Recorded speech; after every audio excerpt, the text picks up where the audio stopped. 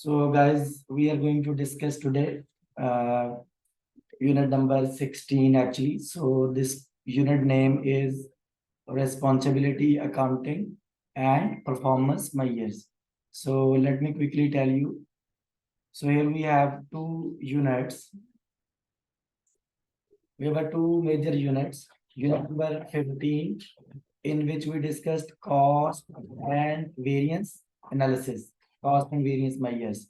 And then we have a unit number 16, which we are going to discuss today, that is responsibility accounting and performance measures.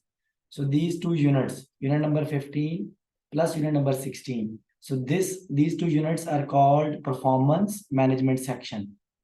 Okay, and these two units are your 20% of your exam. So we are into unit 16. So here we go. So in unit number 16, we have following topics. We have topic number 16.1, which is about responsibility centers. It is more theoretical topic. 16.2, we have a performance measurement of cost center, revenue center, and profit center. And then we have a 16.3, which is about again performance measurement of investment centers. So this portion we will cover today. And then we have a 16.4. This is about balance scorecard. And 16.5, it is about what? Transfer pricing. So here we go. Let's start now. Because mainly your question from your exam, you may see some question from your exam, this topic especially.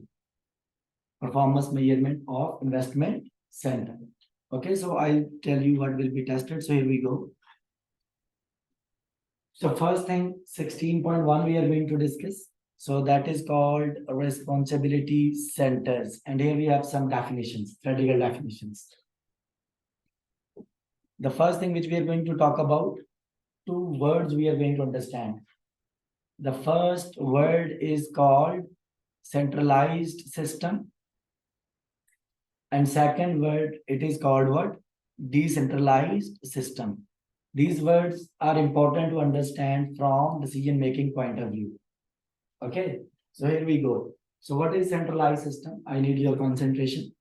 For example, you are running a business, okay, and you are running business at small scale level, let's assume.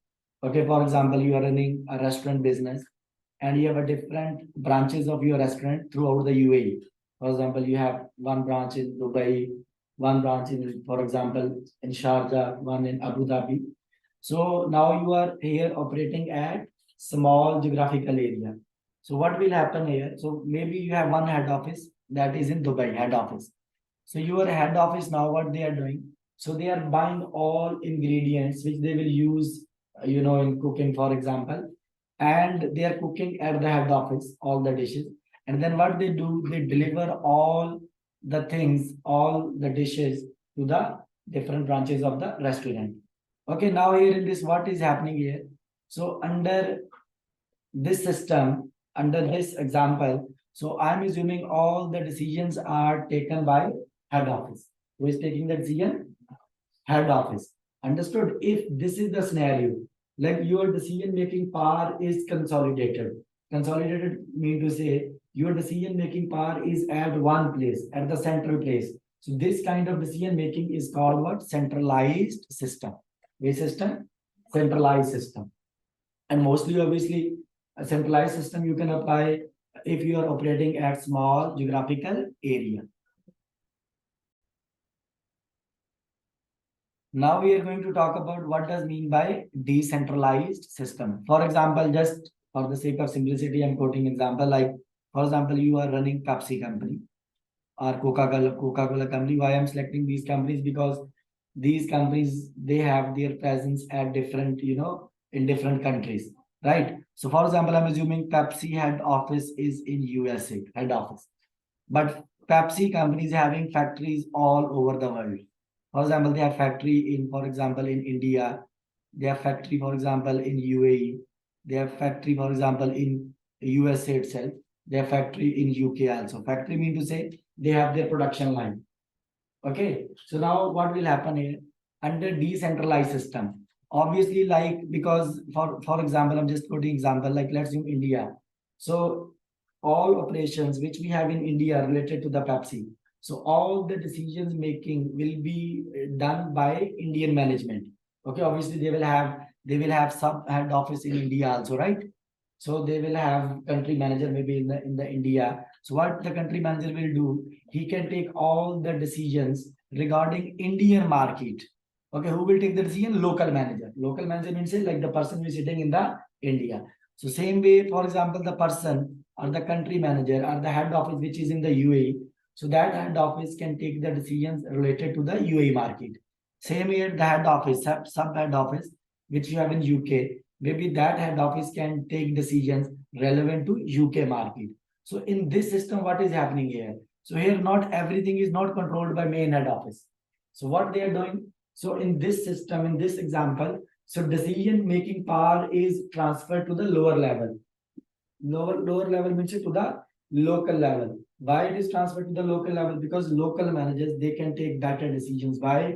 Because they have more information about their country, right or wrong? They know, like for example, they can take all the decisions like from where to buy material and in which market they should sell their products and what should be the price, right or wrong? Which kind of customers they should target. So all these decisions they can take because they have a better information about their market. So this is called which system now? Decentralized. Under decentralized, what will happen? The decision making is at as low level as possible. So here decision making power is transferred to the lower level. So the premise means the assumption is that what is the main idea, main assumption of this? When you transfer decision making power to the lower level, the assumption is that the local manager can make more informed decision than a manager further from the decisions. Obviously, those persons who are, sitting in the current market, in the local market, so they have a better information, so they can take better decisions. So this system is called what? Decentralized. And what was centralized system? In centralized organization, where decision making power is consolidated, or where decisions are taken at one central place, and then those decisions are implemented. So in a centralized organization, decision making is consolidated so that the activities throughout the organization, like whatever activities we are performing throughout the organization, may be more effectively coordinated from the top. Like here, decision making power is at one central place. Now, so these were two definitions, like what is centralized system and what is decentralized system from decision making power point of view. So now here we have a next definition. We are going to talk about now responsibility centers. Please, this responsibility center is the topic which we will discuss from which point of view? Decentralized, because this is the thing which we have to mainly discuss. Now, decentralized organizations. Which organization? Decentralized. Okay, like Pepsi company, big companies. So the decentralized organizations can be divided. Divided into what? Into responsibility centers. Responsibility center, you can say simply departments maybe. Understood? Or you can also call these responsibility centers are also called what? Strategic business unit. Strategic business unit mean to say like guys, simply like this unit or this business or this segment strategically important. So we need to take better decisions for that. Okay. So here responsibility centers are also called what? Strategic business unit. I'm just giving example. For example, we have Panasonic company. So they may have different SBUs. Product wise, they can make SBUs. For example, electronics is one. Maybe if they are dealing in other sectors, so it might be another strategic business unit. Okay, each SBU or each you can say the factory or each you can say responsibility centers which are called departments. So each factory, I would say, or each area, geographical area, you can divide where into the responsibility centers. So in order to understand, so we can say each company can be divided into departments. For example, we have a Pepsi UAE. So in Pepsi UAE, we can divide this UAE Pepsi into different departments, into different responsibility centers. Understood? Now, there are 4 centers are there in which we can divide. If you look this Pepsi, so we can divide into 4 centers. Okay, one is called, or into four category. One is called cost center. Second is called what? Revenue center. Third one is called what? Profit center. Fourth one is called what? Investment center. So simply you can here you have to just remember this word, like decentralized system can be divided into different centers. These are called responsibility centers. Okay, and there are 4 centers. This is what you have to memorize. Which 4 centers are there? Cost center is there, revenue center is there, profit center is there, and investment center is there. So now here, please remember, so I'm going to start first with the cost center, because our main focus is on performance measurement. Okay, like how we can measure the performance of each center. So cost center means like these are those departments where we just incur the cost, where we just incur the cost. For example, like maintenance department. It could be maybe IT department. It could be maintenance department, technical support department, even accounts department. So in these departments, we incur only what? Cost. So they are not responsible to generate revenue for the business.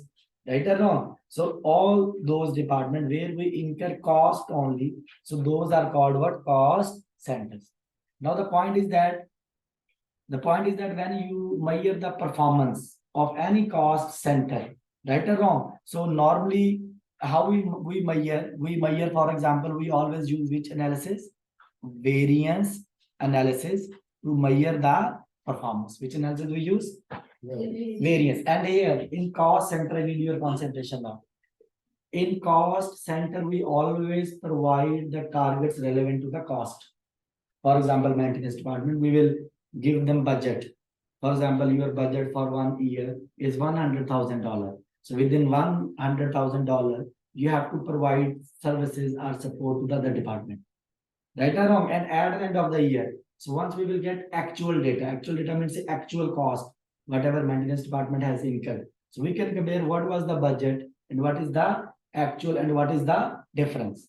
So the maintenance department was able to manage within the budget, or they spend money more than budgeted amounts. So that is why we calculate which analysis? Variance analysis. Variance analysis. Okay, for cost department, like what was the budget and what is the actual results for the cost.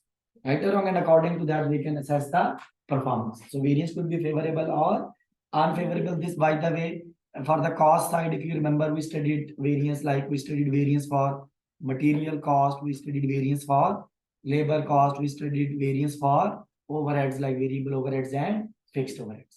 So a key point is what? 2 points are the key points. Number 1, in cost centers, these departments are responsible for increments of the cost. And here, which measure we use to assess the performance? Variance. Why? Because we will give them targets for the cost and then we will compare the actual cost.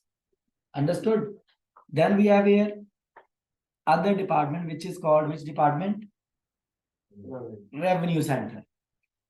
So as per the name, revenue center means these are those departments which are primarily responsible to generate revenue for the business. Like best example is like sales department. Like in any organization, sales department is the main department which is responsible to generate revenue. Right or wrong? Now here, if you want to assess the performance of sales department, think technically, if you're a country head, you want to assess the performance of sales department, what you have to do? First, you have to set the targets for, and these targets should be handed over to the sales department. For example, maybe you may give them target that you should, for example, sell 100,000 units in one year. So this is the target. Or maybe you should generate the sales of $1 million in 1 year. So first you have to give the target. Once targets are assigned, then you will wait. And at the end of the period, you will get what? The actual results. And once you will get the actual results, you can compare with the target results. Like what was the target sale and what is the actual sale. Right or wrong? Result could be favorable, the result could be unfavorable. So that is why whenever we assess the performance of revenue center, again, we use which analysis? We use variance analysis. This approach we use to assess the performance and to calculate the variance. So there must be a plan and there must be a actual results. Understood? And for this variance, we already studied sale variances. Right or wrong? Then we have a third department of decentralized organization. That could be what? A profit center. That could be what? Profit center. What is the profit center? Like, please remember here in profit center, so these are those centers which are responsible to generate revenue also. To generate what? Revenue. Plus they are also responsible to incur cost also. So those centers are called what? Profit centers. So mostly these centers are, you can say, I would give you example. For example, you can take an example of any retail stores, right or wrong, any retail stores. Or for example, we have Al-Futtaim company here. Okay, so maybe Al-Futtaim is having different showrooms. For example, one showroom is in Dubai. Let's assume another showroom is, for example, in Sharjah. So in each showroom, they have cost centers, they have revenue centers. For example, in each showroom, they may have accounts department, they may have, maintenance department, right or wrong, and that both are cost centers, accounts and maintenance. They may have IT department also, but along with these departments, they also have a sale team. It means they have a sale department also. So any center which is responsible to generate revenue and also they are incurring costs. So those centers are called what? Profit centers. Okay.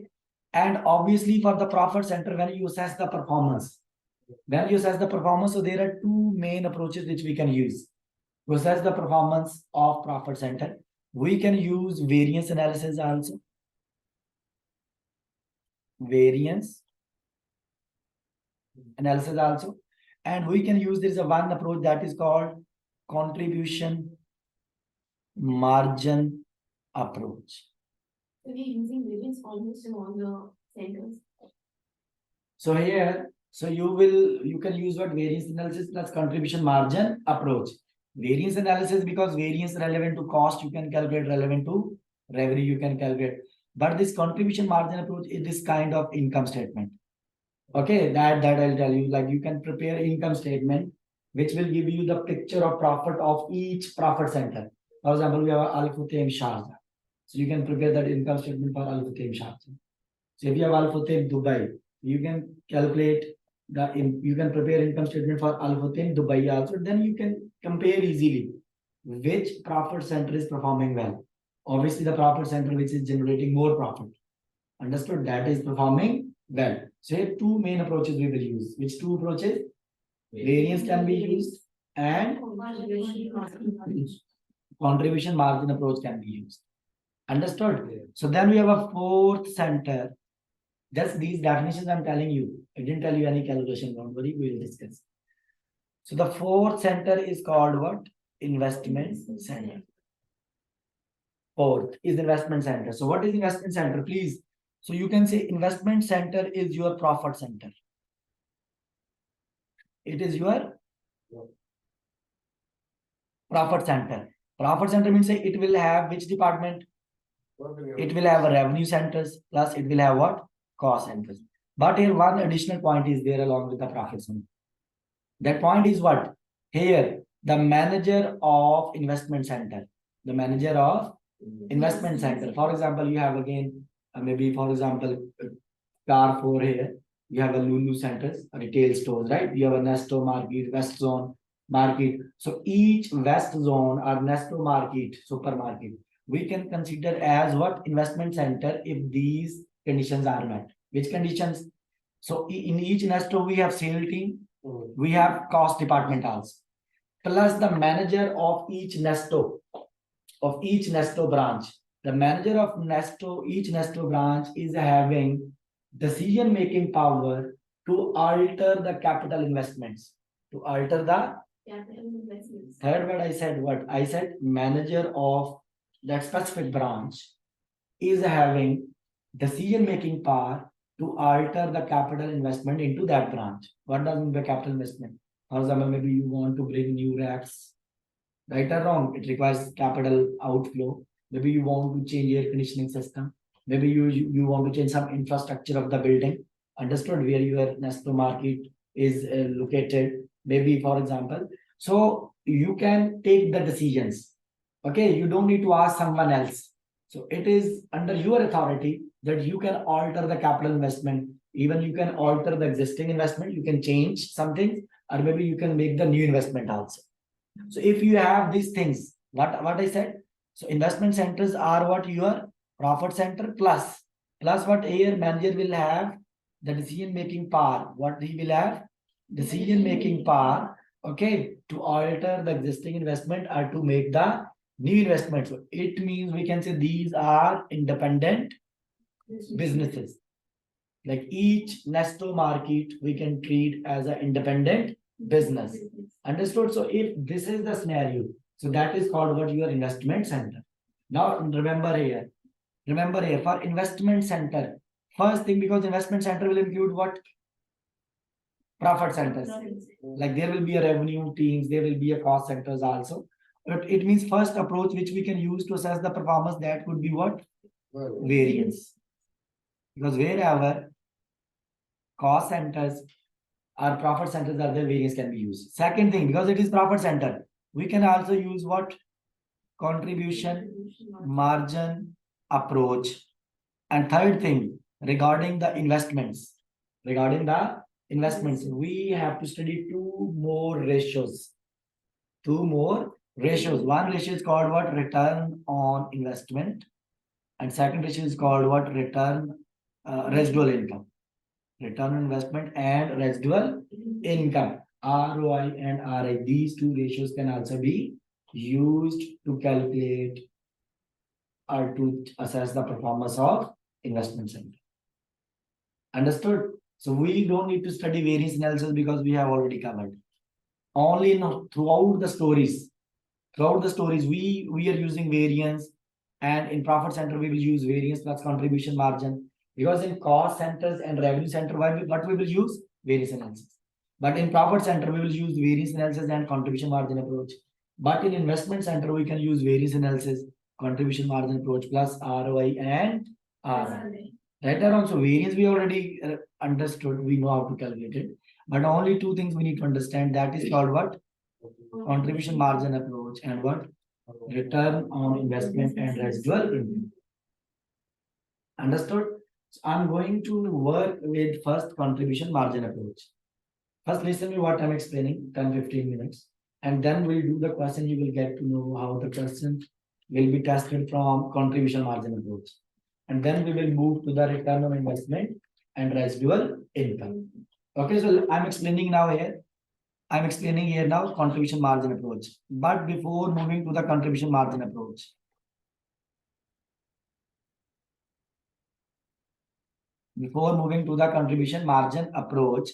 so let me explain three words here, and then I'll tell you the things which I skipped. I'll tell you quickly later.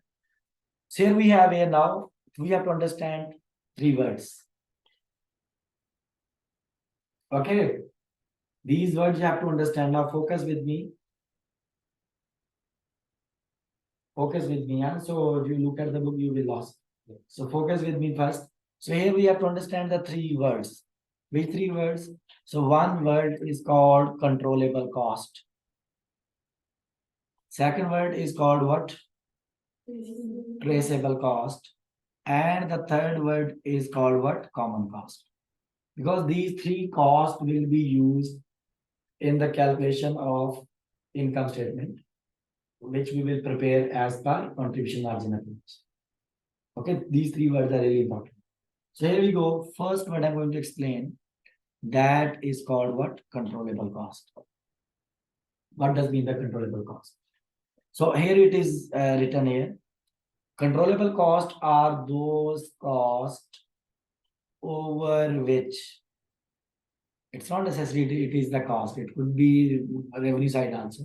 Like in simple word, these are those factors, are those costs over which manager has decision making authority or decision making power. Okay, for example, I'm just giving example. Let's assume I want to buy material, and I'm the country manager, for example, or maybe I'm the manager of factory. Now it is my sole discretion, it is my choice. I can select any vendor to buy the material. It means material cost is under my control. The reason, because I have a decision making authority. Understood? For example, labor cost. Now again, which person I want to hire, which I want to fire, it is solely decided by me. It means labor cost is also under my control. Because I will decide, yeah, because I will decide how much I want to pay, how much I don't want to pay. And I will decide which person I want to hire, which I want to fire. So it means labor cost is under my control. Now look at rent cost, for example. Rent. Now again, it is my choice. It is under my authority, the area I can select for my office. For example, if I will select maybe JBR kind of area, maybe I will pay more rent. Maybe if I will select Dera kind of area in Dubai, maybe I will pay less rent. So, but it is my choice where I want to, take my office on rent. Understood? So it means rent cost is also under my control. Look, material cost was variable. Labor cost is fixed. Labor cost is also variable, but rent cost is fixed.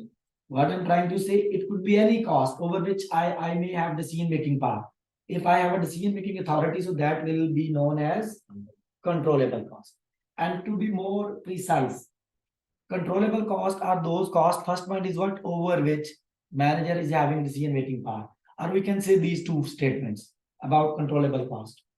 Number one statement is what? The cost which is relevant to our business or relevant to our SBU, strategic business unit.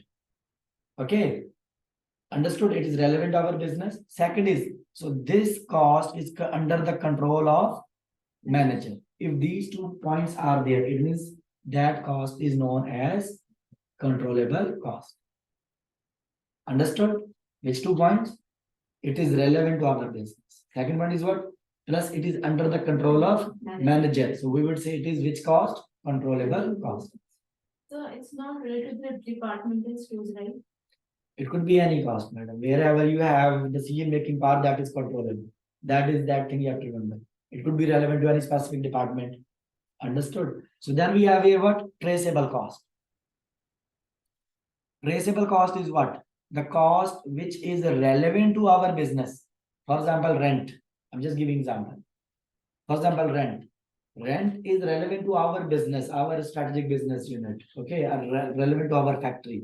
But factory location is decided by head office, not by manager. Right or wrong? It means rent cost is relevant to the factory, but this is not under the control of manager. It is controlled by someone else. If this is a scenario, so those costs are called which cost? Traceable. Which cost? Traceable. Okay, for example, what's 2 lines are written here? So first line is written, this cost should be relevant to the business. But this cost is not controlled by manager. It means it is controlled by others. Understood? So not by manager. By others, it could be any other person.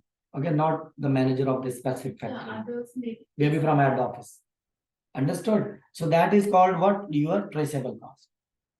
Understood? For example, depreciation. Another example I can give you. Depreciation of our factory plant and machinery. Okay, depreciation is relevant to our factory, but depreciation rates are decided by head office, not by the manager of the factory. Again, it will become which cost? Traceable cost. Maybe insurance of our factory plant and machinery. Insurance cost is relevant to this business, but insurance company and insurance cost is decided by head office, not by the manager of this factory. So it will become again which cost? Traceable cost. If insurance cost is relevant to your factory and you are the one who is deciding insurance cost, and you are the one who is deciding insurance company, so then it is which cost? Controllable cost. Understood? Then we have a third word, which is called what? Common cost. Common cost. Okay, before moving to the common cost, look at this note. This note is really important. What is note? This is for your exam, for your specific exam. What we assume here? We assume all variable cost. I'm using word all variable. It could be material, labor, variable overhead relevant to the production. It could be variable cost relevant to selling and administration cost also. So, but what we assume? All variable cost, we assume these are which cost? Controllable cost. Even in question he is saying something or not. So we'll assume it is controllable cost. It is under the control of manager. But for the fixed cost,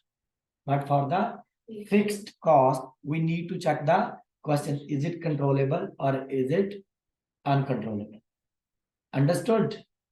So you have to read the question. Maybe if he told you rent is decided by manager, it is controllable. If rent is decided by others, it is Traceable. traceable. It will become traceable then. Right? Insurance is decided by manager, controllable. Insurance is decided by others, it will become traceable. Yes. Okay. So, but what we assumed, what we are assuming, all variable costs are controllable. Okay, this is the assumption. Now here we have a third word to understand, that is called common cost. Okay, for common cost, these points are important. So these costs are not relevant to our factory or our strategic business unit. Plus, these are also not under the control of manager, but still we are paying, right? So if any cost is like that, that is called which cost? Common cost. I'll give you example, 2-3 example I can put. For example, we have, let's assume we are electronic company. So we have a different SBUs, different factories. We are making maybe electronics relevant item, electronics, maybe like iron, juicers, these kind of things, mobile, laptop. We also are making electric cars, like we are into a automobile sector also. Okay. And maybe, for example, we are into, let's assume, I'm just assuming, we have another business also, other business, which is not electronics relevant items, not electric cars, automobiles, maybe another business. But we have a one head office.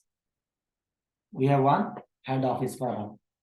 Now this head office cost is not relevant to any specific SBU, right?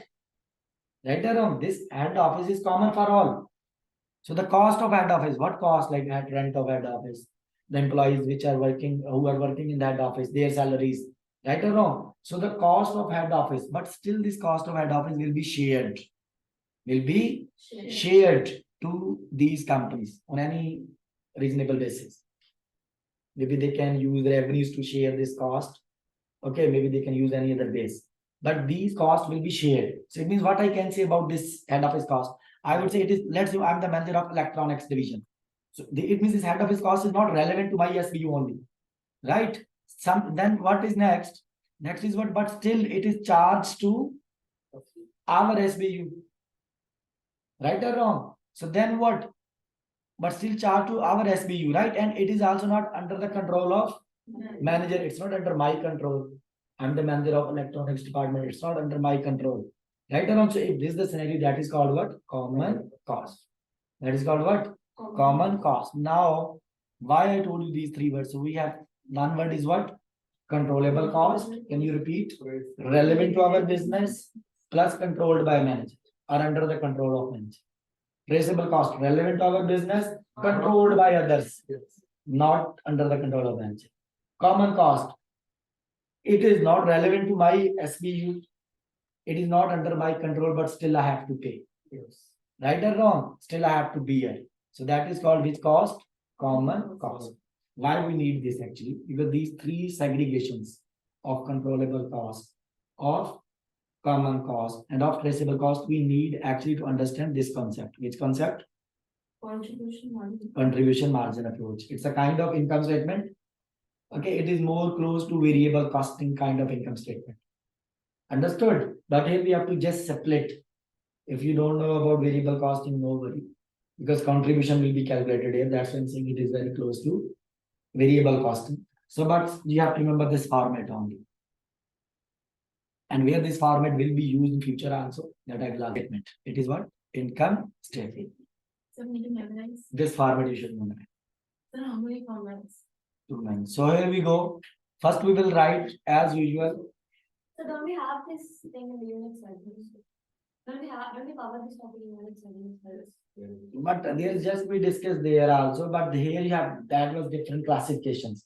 Here we have a different classification, but idea is very similar. So here we go. First item will take here which item? Sales. As usually we write sales. Okay. Then we'll deduct from here what? Variable, which cost, which word is there? Production cost. Can you name which variable production cost are there? Variable production cost. It could be cost of material, cost of labor, cost of variable overheads. So this is called variable production cost. We'll deduct that. So this will give you what? This will give you manufacturing contribution margin. Don't say only contribution margin. It is a manufacturing contribution margin, because this manufacturing contribution margin we deducted only, we got after the deduction of only production variable cost. From there, we will deduct what here? Variable selling and administration cost. So it means this is which cost? Non-production. But these are again what? Variable. If we will deduct that one, now this is called what? Contribution margin. It means contribution margin is what? It is sales less all variable cost. All variable means what? Production and non-production. Right or wrong? So this is called what? Your contribution margin. Okay, now, so far what we have deducted here? So far what we have deducted? Only variable cost. It's relevant to production and it is relevant to non-production. Okay, then we'll deduct here what? We'll deduct one more thing, less. What we will deduct? We will deduct what? Controllable but fixed cost. Because variable cost we deducted, and I told you above assumption, we assume all variable costs are controllable. Okay, now you have to deduct here fixed cost, but which fixed cost? Controllable. Controllable, what's the definition of controllable? Which is relevant to our business and under the control of management. Maybe, for example, maybe we have fixed production cost, maybe we have fixed selling and administration expense, whatever you have, you will deduct. Okay, you will deduct. So then this is called what? Short run performance margin. Or we can say controllable profit. Controllable profit. Okay, so then this value, controllable profit. So then we'll deduct here which cost? Traceable cost. What was the definition of traceable? Relevant to our business, but it is controlled by others. It is controlled by others. For example, we have a depreciation insurance, we deduct traceable cost. So then you will get what? This is called what? Segment margin. What? Profit of this segment. Understood? And then we'll deduct last thing. That is called what? Allocated common cost. Allocated common cost. Common cost, I told you what was the definition of common cost. It is not relevant to my SPU. Okay, it is not controlled by me. But still I have to charge. I have to pay. I have to pay actually. Understood? They will charge us. So that is called what? Common cost. You will deduct that. So this is called now what? Segment operating income. Okay, so you can make shortcut format here. Just use the words from there. So you will take sales less all variable cost is equal to what? Contribution margin. I'll deduct what? Controllable. Which cost? Fixed cost. This is called what? Short run performance margin. Right or wrong? So I can make it more short here. It means sales less. Sales less all controllable cost. Because this is controllable and this is also fixed cost controllable. Sales less all controllable cost. All controllable cost is equal to what? Short run performance margin. Understanding? Okay, then what we'll do? From short run performance margin, we'll deduct which cost? We'll deduct traceable cost. So what it is called? It is called segment margin. Right? Segment margin. From there, what we will deduct? Common cost. That is called now what? Operating margin. Segment operating income. Understood? Okay, now please remember here. This contribution margin approach, you can use in different angles. Now, those angles are called what? Those angles I'll explain here, but here we have a very important point. First, let me explain this. Because this could be the question also. Need concentration. So normally this note for exam. We take what? Sales less what? All controllable. All controllable means a variable and fixed. This is called short run performance margin. There we deduct what? Traceable cost. This is called what? Segment margin. From there you can deduct what? Common cost. This is called what? Operating income. If I write the complete format, right? Now look at here. Please remember here. Mostly in exam, two types of questions might be there. They may ask you to assess the performance of specific manager. Specific or performance of manager. And second question, they may ask you to assess the performance of factory, overall SBU. Understood? So these are overall division. So these two are different things. Whenever you assess the performance of manager, mostly we use this profit. Which profit? Controllable profit. Because controllable profit means a sale less or controllable cost. So that is called short-term performance margin or controllable profit. So when we assess the performance of manager, we should use this profit. The reason, because manager should be assessed based on that data over which he has control, over which he has decision-making power. You cannot assess the manager based on their data over which he don't have any control. Right, Arun? So that is why whenever we assess the performance of manager, we use short-term performance margin, which is called controllable profit size. Understood? But when we assess the performance of division, so we can use segment margin or operating income, whatever is given in the question. Understood? Understood, because we want to see the exact performance of specific division, how they are performing. So we should assess based on profit only, not on controllable profit, on profit. Okay, so now here I have a difference. Would you tell me, when you assess the performance of manager, which profit will use? Short-term performance margin, which is controllable profit. When you assess the performance of division, which profit you will use? Operating income or segment of income, whatever is given. Understood? So sometimes we will, in your exam, we will tell you to use specific profit. And where you will use profit, we'll use in certain ratios later, I'll tell you. Understood? So you have to select, if example is telling you use this profit, then you have to use that profit only. Okay, so here we go. Now, what is the theoretical question here? Here they may ask you. Here they may ask you, like, what is the difference when you assess the performance of manager and assess the performance of division? So what is the similarity and what is the difference? So similarity is what? First I'm explaining similarity. Look, similarity, if you will focus on this format,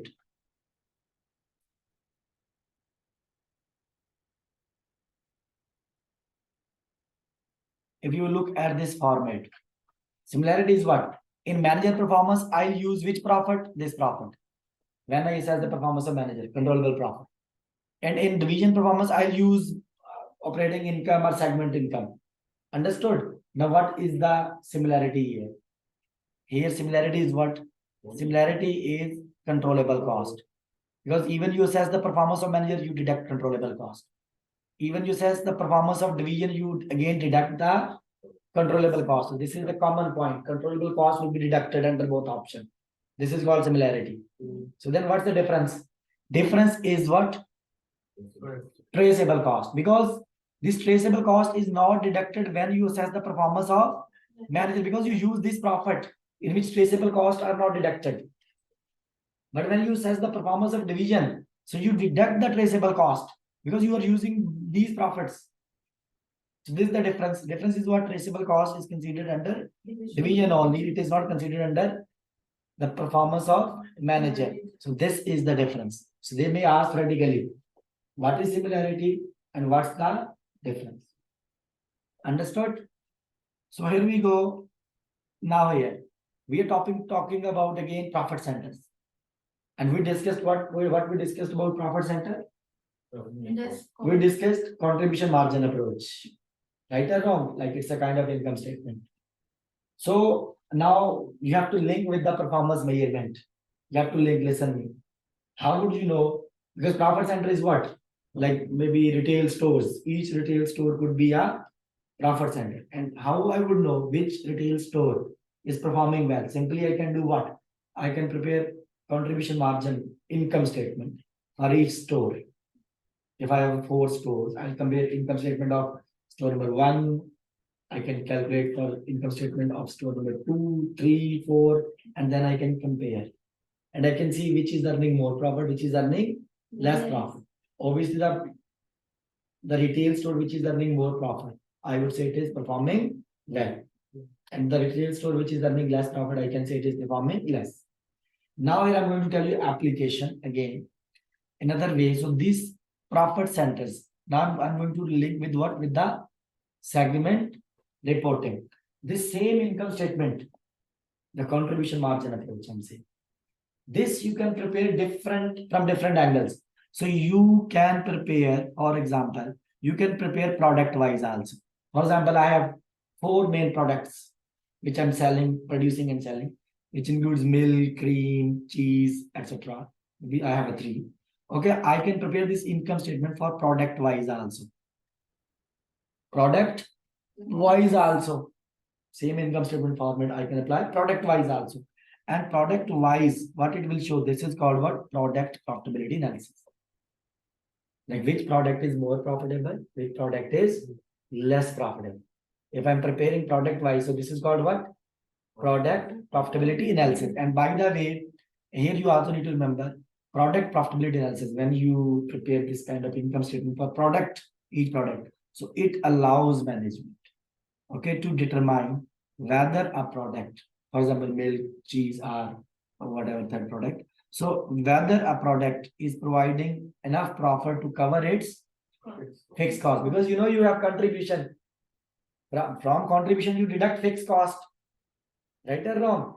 Because you are actually looking, do you have enough contribution to cover your fixed cost or not? This is the main objective, and this is the same objective of variable costing also.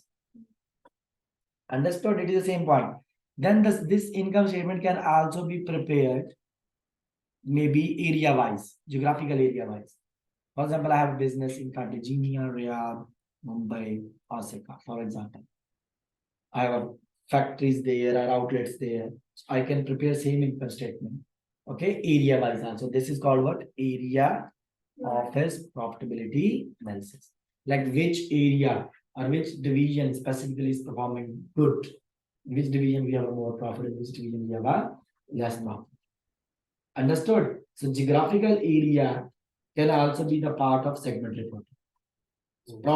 Products can also be the part of segment reporting. Like you can prepare this income statement product wise, area wise. Third, you have what? Third, you have, for example, customer profitability analysis. Let's say Toyota company. They have different customers. I'm just assuming they have a Al Futtaim in UAE. Right or wrong? Maybe I'm just assuming they have, for example, XYZ in other country. They have ABC in other country. So these are main customers. So the Toyota company can prepare this income statement, this contribution margin approach, customer wise also. Which customer is, giving more profits to Toyota?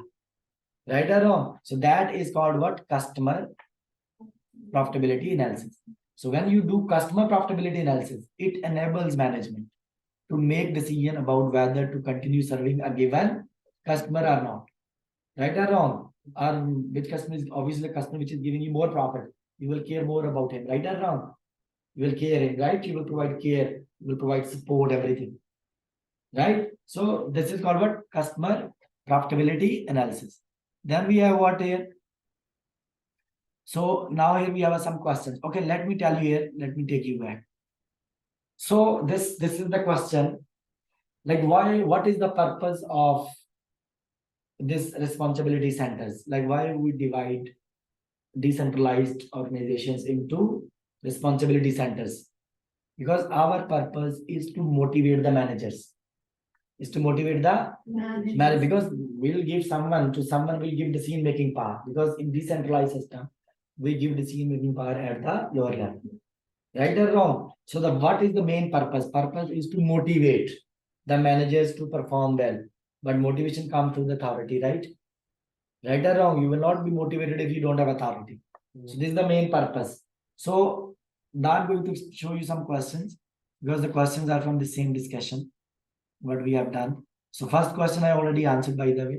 Why I answered directly? Because I didn't tell you this point, the purpose of responsibility accounting. So the basic purpose of responsibility accounting, a responsibility center system is what? Is to motivate the employees. And if motivation word is not there, you can also see the word authority, but key word is motivation. Okay, motivation comes through the authority. If you are officer but you don't have authority, then you will not feel good, obviously. right? So this is the first thing. Now these questions you need to answer by your judgment. So let me tell you one. First read the question. They're saying a segment of an organization is referred to as what? Service center is always the part of cost center. Like for example, maintenance department, as I told you. Service centers are cost centers. Like maintenance department, they are providing service support to others, right? Maybe IT department, they are providing support to other department. Right or wrong? So you may have maybe cleaning department, they're providing support. Right or wrong? So service center means those department which provide support to the other department. And service centers are the part of cost center. Here we go. So they're saying a segment of the organization is referred to as service center if it has what? Service center if it has what? Responsibility for developing markets? No. Maintenance department will not go to outside the market to interact with the customers, right or wrong? To tell about the product to the customers, no. So it is not their part. So that's not the answer. Then the service center, if it is if it has responsibility for combining the raw material, direct labor, and other factors of production into the final, no, it's a responsibility of the production department. Right or wrong? So then what they're saying, the service center, if it has authority to make decisions affecting major determinants of profit, no, you cannot take decisions about sale price, about other factors of production, no. So service center, if it has authority to provide specialized support to other units, yes, they provide support within the organization. Understood? Then we have here other question. This I would request you, you should read it.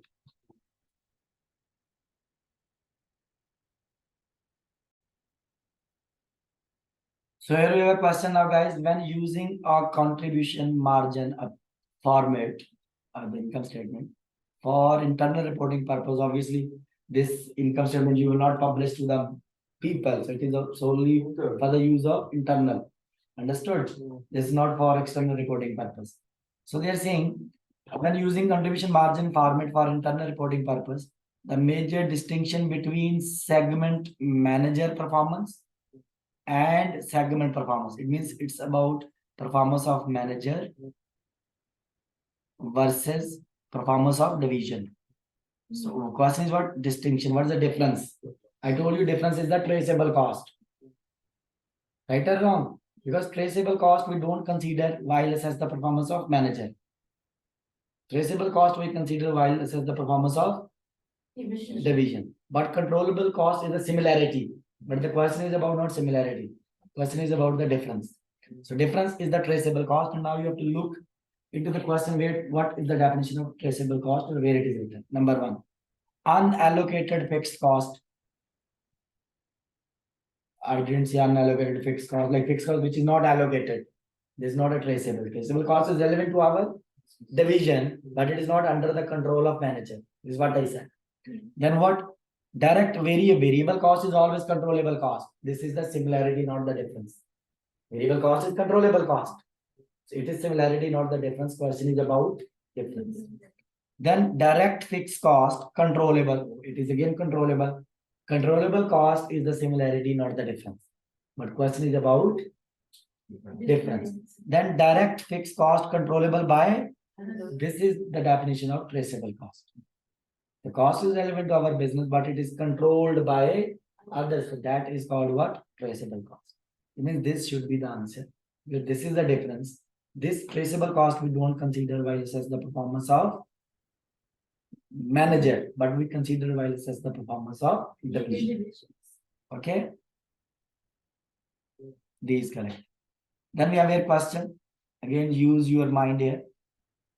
I'll discuss. So guys, here we have a question. They're saying the profit centers manager is most likely to be able to control which of the following figures. Like which figures are under the control of manager simply. Manager is only responsible for controllable profit. What was controllable profit? Sales less or controllable cost. That is called your what? Controllable profit, which is also called short run performance margin. Right or wrong? Controllable profit or short run performance margin. So this is controlled by manager only. This is under the control of manager. Now you have to look here the keyword controllable cost. Any values where we just deduct controllable cost, manager is obviously most likely to be able to control. Okay, so here we go. Number one. Here they told you an entity's income statement for the profit center number 12 for August include contribution margin. What is contribution margin? Tell me. Sales less all variable cost is equal to contribution margin. Okay, I have a question here. This variable cost is always controllable. Right or wrong? It means this value is under the control of manager. True? Right or wrong? Next is what? Manager salary. Okay, if someone will hire you, you will decide your own salary? Tell me. No. You will not decide your own salary. You cannot. Until unless you are the owner of the business. Right or wrong? So here we are assuming manager. Okay, so this cost is not under your control. It means ignore this one.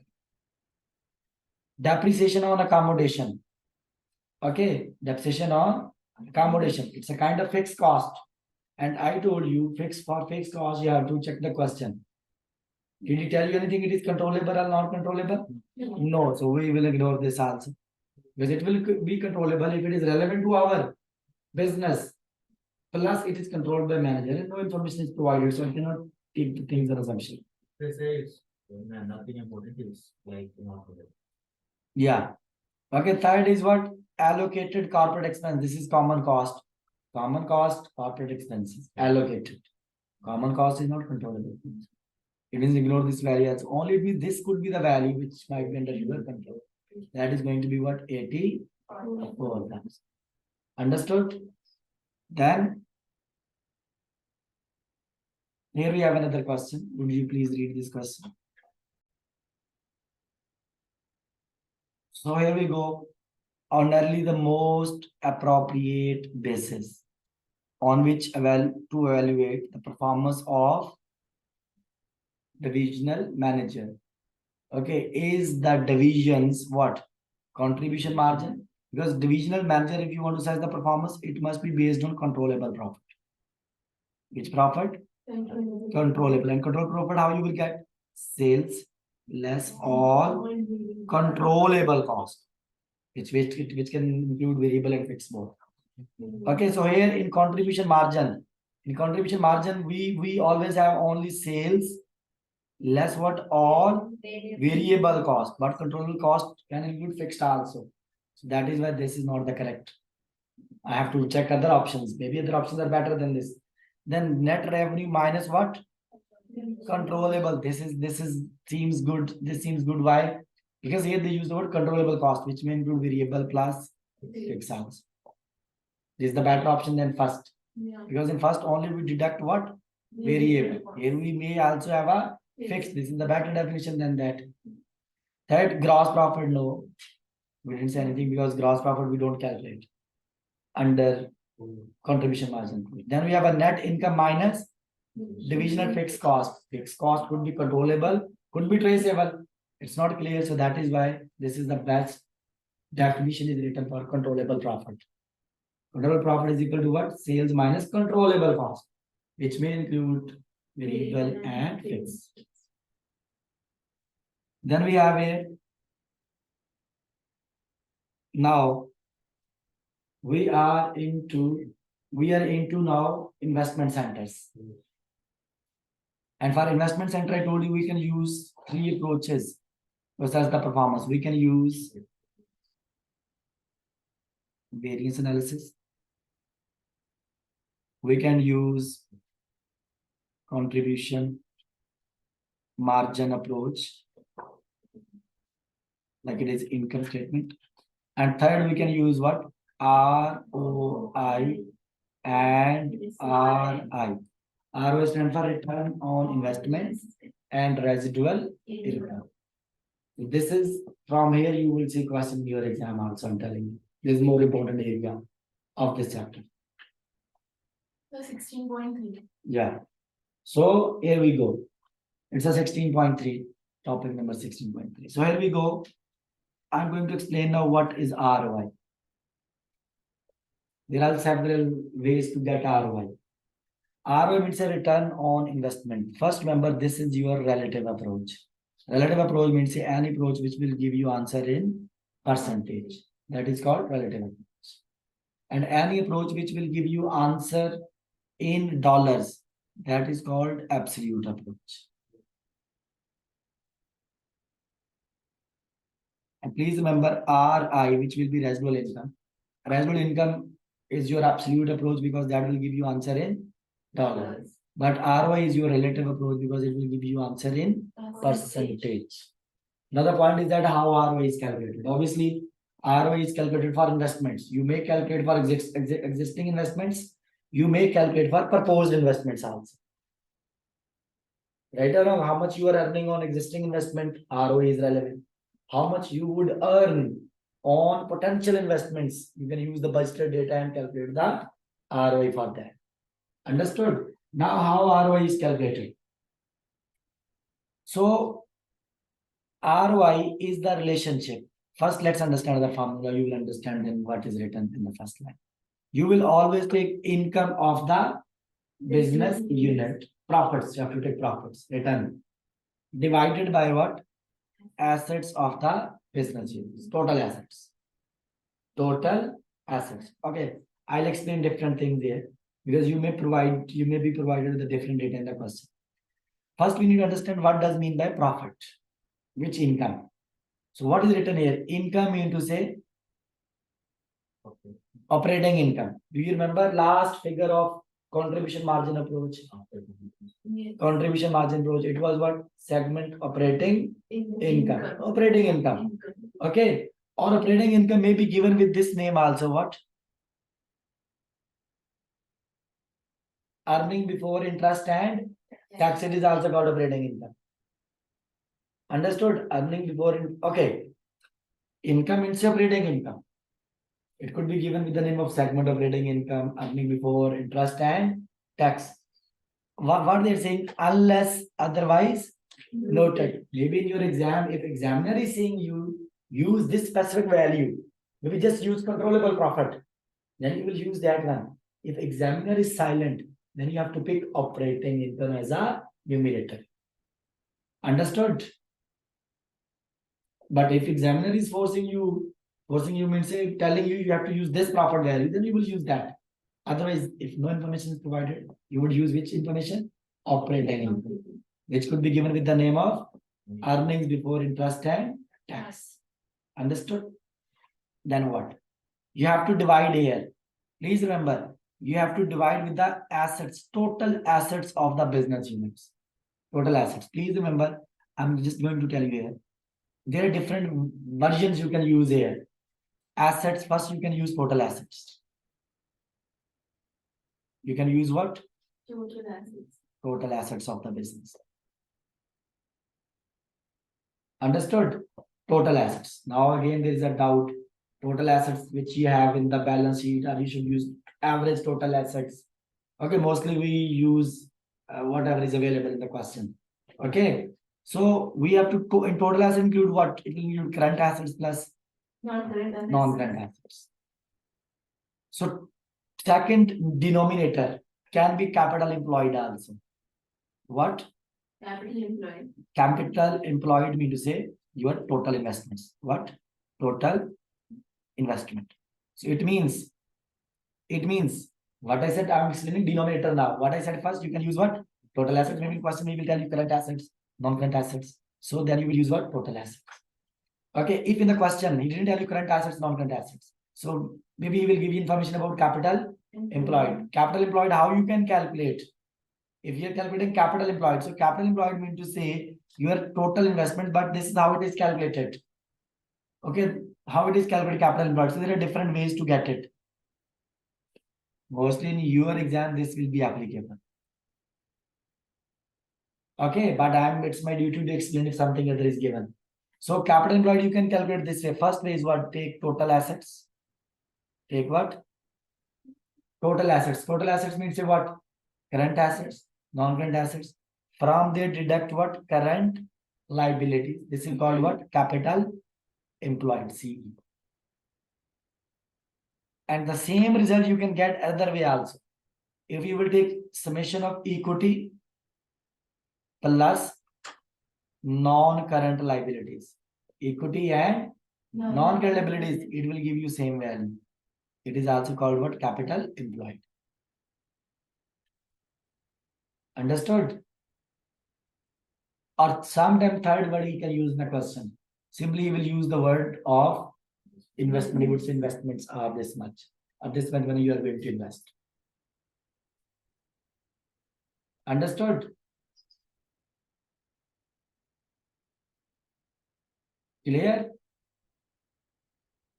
I have said it's clear, right? Mostly in your exam, you will use what?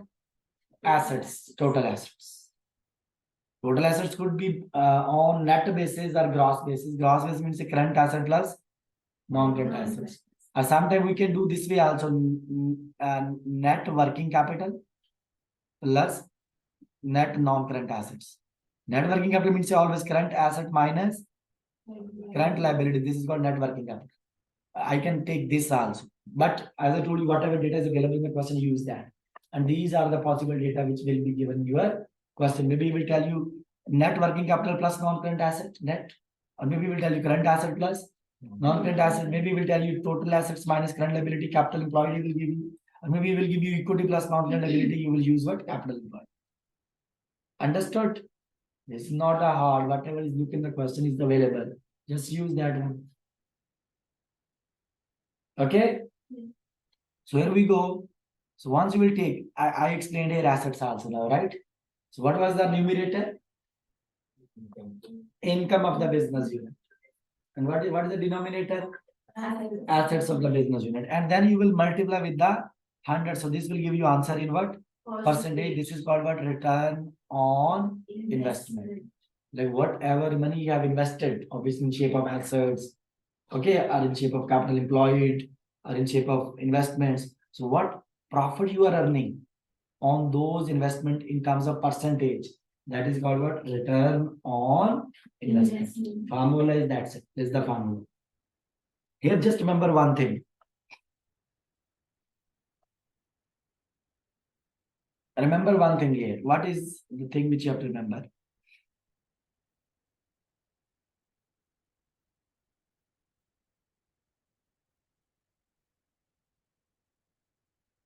The point I was trying to explain now, what I'm trying to explain now, if you have a proposed investment, which one? Proposed investment, I hope you understand, right? Potential investments. Maybe I am planning to invest into certain business and I'm calculating ROI for that. And how I'll calculate ROI for that? I take what is my expected profit.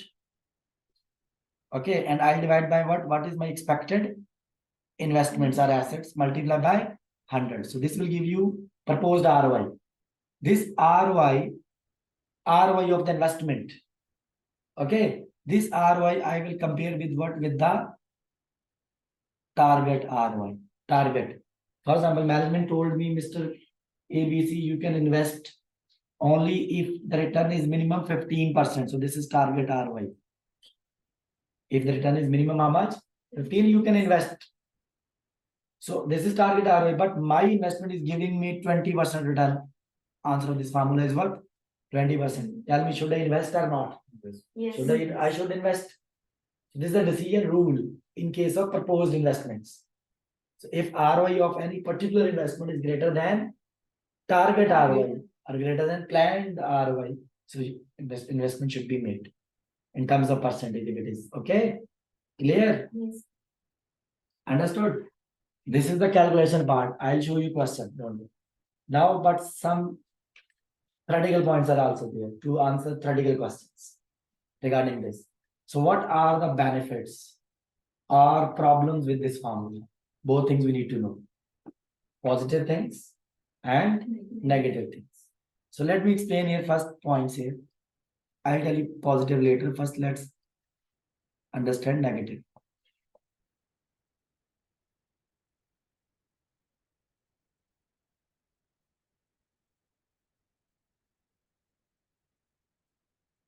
These are the limitations I'm explaining first. Limitation means a problem side.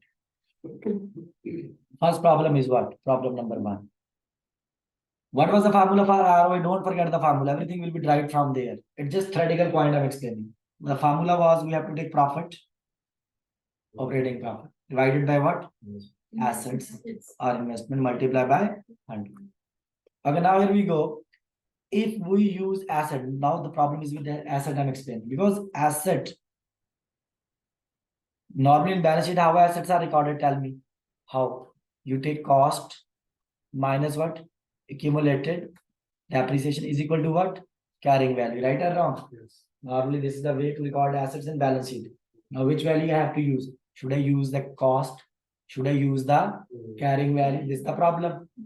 There are other things also. Maybe should I use fair values of assets? Fair value means market values. This is complicated now, right? Should I use replacement cost of the asset? Which value I have to use? This is the problem. So problem number 1 with the carrying value explain. If you're taking, mostly we use carrying values. This cost is called gross value. Which value? This net value is called carrying value. Net after depreciation. So what will happen? Look. First problem, if we use assets with the carrying value. Carrying value means this net value, which is after depreciation. Tell me automatically, please. Focus with me. Over the years, what will happen? Over the years, your accumulated depreciation will increase or not? Let's say after 3 years, 4 years, or after 2 years. So your accumulated depreciation will automatically increase. Yes. If accumulated depreciation will increase, what will happen with the carrying value? Carrying value will decrease. If carrying value will decrease, it means over the years, asset value will decrease, right?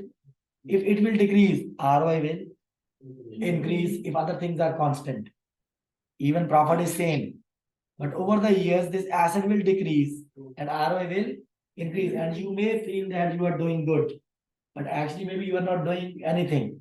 It is just due to the reduction in the value of assets, ROI is increasing. Understood? I hope so you understood the first problem. This is the problem number 1.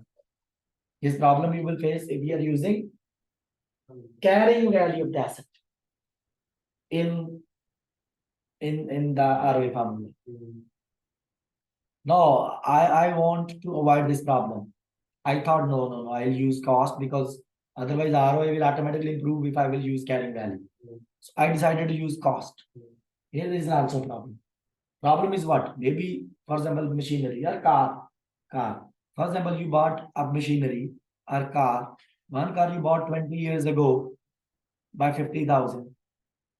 Or it is machinery. And now one machine you bought now by paying, for example, this is 20 years ago, by 50,000, 50K. Now you bought a machinery maybe by paying 80K.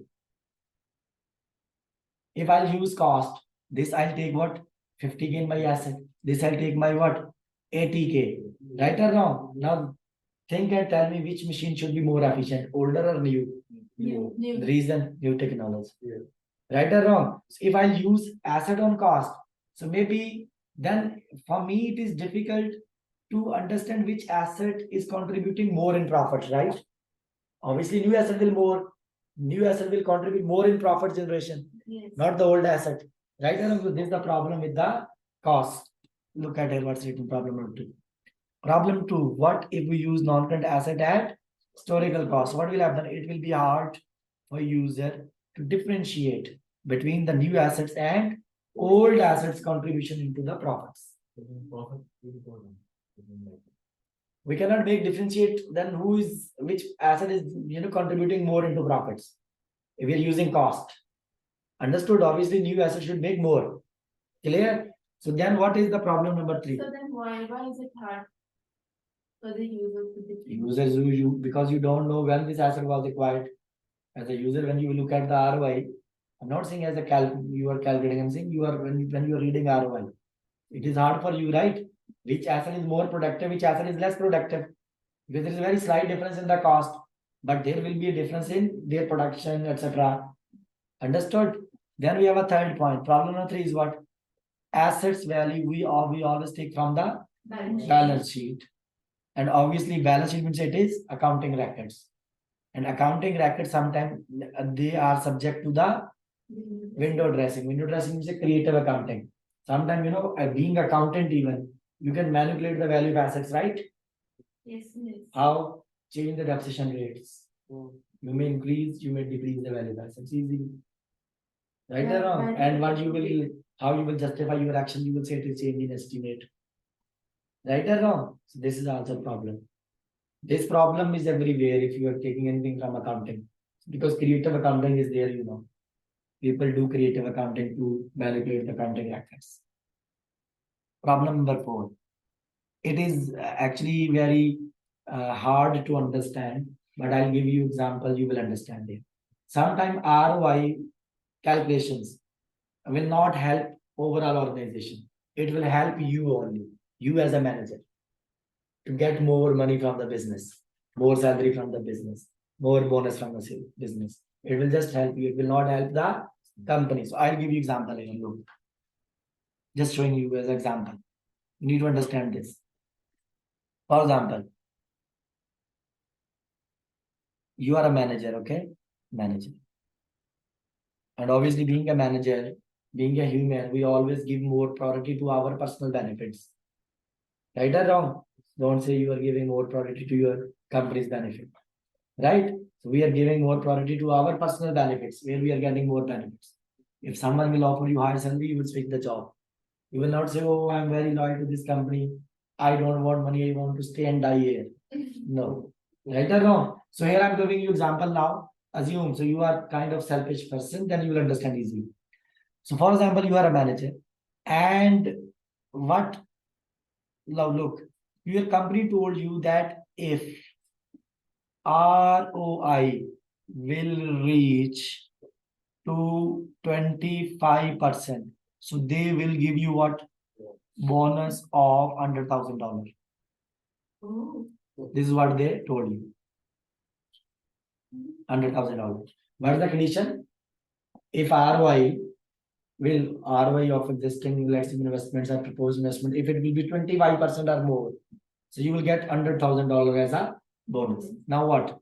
Your current ROI, current, where you are standing, current ROI is 22%.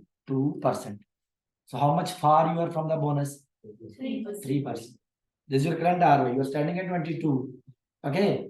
And if it will reach to 25, you will get what? $100,000 bonus. Now what happening? We stick with this data now. Okay. Now you got a new investment option. New investment option. And for that, management instructions is what is the management instruction? Management instruction is what? That the target ROI is what? 15%. What it means? If this new investment will give you 15%, you should invest. This is the target given by management to you. Okay, for this specific investment. And you calculated the ROI of this investment. You calculated. And ROI is, for example, 16%. Look, as per decision, you should what? Accept this investment, you should invest. But you will not invest. Reason, now think why. Because if you look at only this data, your ROI is more than target. So you should invest. It will give profits to the business. But you will not invest. The reason, because it is against your interest. Reason, you are currently standing at which percentage? 20. If you will invest with this 16%, your ROI will stand what? 22 plus 16 divided by 2, average. Your ROI will reach to what? 22 plus 16, how much? 22 plus 16, 38. Divided by 2, it is going to be what? 18%. Your ROI will move from 22 to 18. So previously you were 3% far from bonus. Now you will be how much? 7% far from the bonus. And that's why you will not invest. You will say, no, I will not invest here. Because it will affect my interest. You would maybe prefer to take only that investment which will generate more than 22 and which can increase your average ROI to get the bonus. So this is a problem. Problem is what? Sometimes some investments are in the favor of company, but managers don't do because they are not in the favor of manager. So this was an example for that. Understood? Yes, sir. Then what? So this point is written, but it's written little bit, maybe obviously they're using their own word. So I'm saying in my words. So now here we have problem number 5. Understood, right? Problem 5 is what? Operating income. Obviously, it is also derived from where? From the accounting data, income statements. Again, it is subject to the window dressing, same like assets. Clear? Now, the decision rule I told you already for the new investments. If proposed ROI which you have calculated is greater than target ROI, so we should invest. Okay, now what are the benefits of ROI? So above points were negative points. Now there are some benefits also which ROI can offer you. Understood? First benefit is what? Improve projects. How? Obviously, when you will, let's assume you're running 5-4 projects, or maybe you are planning to invest in 5-4 projects. So you will calculate ROI for each project, right or wrong? And obviously, so you will select the project with higher ROI. If you want to choose one project out of 5, you will calculate ROI for each project and you will select the best one. It can enhance, or it can give you benefit in allocating your funds.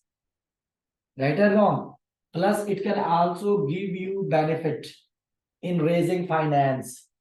How? If you will show this ROI to bank, sir, I have this investment option. If I'll invest, I can earn 30% profit. And out of that, I can easily pay your interest. Right or wrong? Or maybe I can share some profit with you. So you can raise capital very easily also. Right or wrong? So when you calculate ROI, another point. For existing investments, which investments? Old investments. Maybe for some project ROI is positive, or maybe for some project ROI is very less or negative. Right or wrong? So you can again take decision which investment you have to keep, which investment you should sell, dispose of. Right or wrong? So these are the advantages which ROI can offer you. It's written here now, improve projects. First, improve project means by analyzing data collected to determine how projects should be changed in order to achieve favorable returns. Like if ROI is negative, maybe you can make certain strategies how we can convert it to positive. Or if ROI is less, how we can increase it. Then what? Secure funding, I give example. You can show the ROI of the project to someone, you can raise finance. Comparative analysis, you can compare ROI of one project with other projects. You can see which project or which investment is generating more return for you, which is generating less. Discontinue ineffective products. Obviously, if for some investments ROI is negative or it is less than target, so you may get rid of them. You may sell those investments. Take your money out in investment and make investment somewhere else. Right? Now we have here what? Residual income. Residual income, and then we'll do some questions. So how you can see here, residual income is what? It is absolute approach because this income is this approach is going to give you answer in dollar. And residual income, how we calculate? We always take income of the business unit. Actually, look at the word residual. It means remaining profit for the business after making all necessary payments. Whatever is left with the company, that is called residual income. Normally, when we take income of the business unit means we are taking what? We are taking operating profits. What we are taking? Operating profit. And when you take operating profits, already you deducted or you paid operational cost, right? What you have deducted? Operational cost, because operating profit means a profit before interest and tax. But there you deduct operational cost like selling cost, administration cost, cost of sale, all these things you have deducted. So you always take operating profit. Okay, then from there you will deduct one extra cost. Because operational cost is already deducted till this point. Then you will deduct finance related cost. Because maybe you have some investors who invested into your projects and you have to pay return to them. Right? So now you will deduct that portion. And how you will deduct that portion, the return which you are paying to your investors. So you will take what? Total assets of the business or capital employed, whatever. Multiply by what? Target return percentage, or maybe it could be given with the name of target return percentage, mean to say the return which you have to pay to the investors. It could be given with the name of cost of capital. It could be given with the name of opportunity cost of capital. It could be given with the name of target return. Just whatever given, use percentage. Okay, take total assets, multiply by target return. This will give you the amount which you have to pay to the investors. If you will take operating profit minus the amounts which you have to pay to the investors, it will give you what? Residual income, remaining income for you. What is left after making operational payments, after making investments related payment? What is left with you? That is called what? Residual income. Again, this residual income can also be calculated for proposed investments. Like what is the expected operating profit you are expecting to earn, and from there deduct what you will pay to the investors. So what will be left for you? That is called what? Residual income. And what is the decision rule for residual income? What is the decision rule? Decision rule is if this residual income which you calculated for proposed investment, if it is positive, what? Positive means it is giving you profits. So you should invest.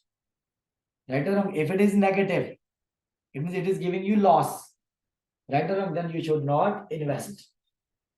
Right or wrong? Clear? Now, because it is same problem you can link here. Profits, same problem, right from accounting data. Even assets, same points as I told you previously. Like which asset I have to use carrying value. Should I use gross value? Should I use fair value? Should I use replacement cost? Which value I have to use? It's confusion, right? So then how you will decide which value you have to use? Whatever is given in the question. Simply use that.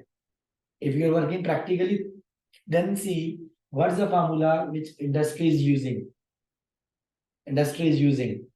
Okay, use that formula. That formula means those components to compare, because the ratio in isolation is nothing until unless you will compare it with something else.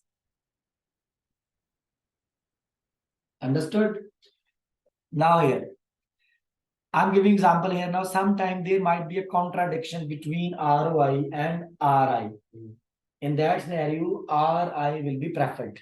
I'll give example. For example, you have a two proposed investment. Investment A, investment B.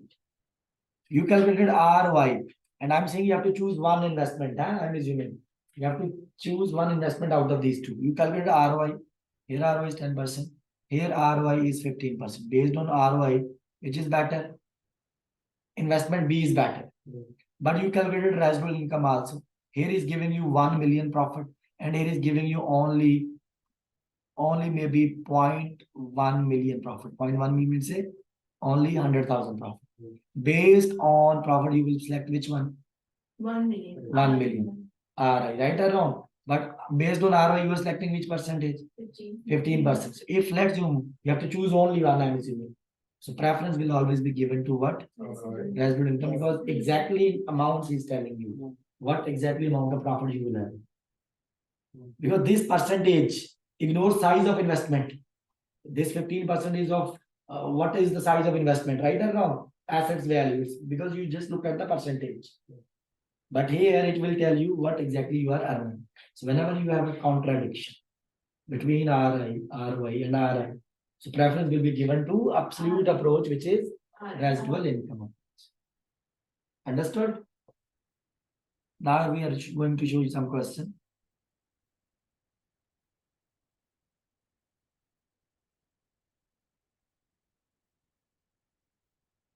We have a first question here on your screen.